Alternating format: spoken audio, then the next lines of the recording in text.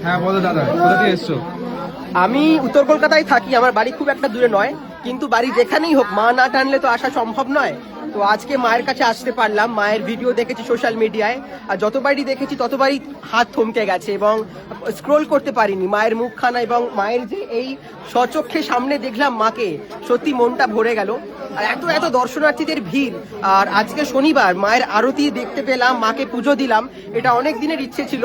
তো মায়ের আশীর্বাদে আজকে মায়ের মন্দিরে আসতে পারলাম, এবং যে মুহূর্তটা সাক্ষী থাকতে পারলাম সেটা হলো মাকে নিজের চোখে দেখা এবং মায়ের গলা থেকে যে মালাটা পড়ে যাওয়া, সেই দৃশ্যটা আমি চোখে দেখলাম, এবং যে মালাটা মাকে চড়িয়েছি সেই মালাটা মা আশীর্বাদ হিসেবে ফেলেছেন। তো সেটা আমার কাছে একটা পরম প্রাপ্তি বলা যেতে পারে আজকের দিনে।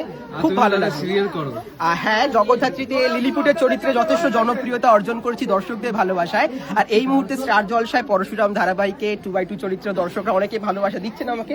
আর মায়ের আশীর্বাদ থাকলে আগামী দিনেও সবার আশীর্বাদে এগিয়ে যাবো, এই কামনাই করি। আর যারা এই মুহূর্তে ভক্তরা দেখছেন তাদেরকেও বলবো, যারা এখনো পর্যন্ত মায়ের দর্শন করতে মন্দিরে আসেনি অবশ্যই আসুন। মাকে দূর থেকেও যা চাইবেন সেটাও মা পূরণ করে। মা সবাইকে ভালো রাখুক, সেটা সবার আগে প্রয়োজন। সবাই ভালো থাকবেন। জয় মা মনসা। জয় মা।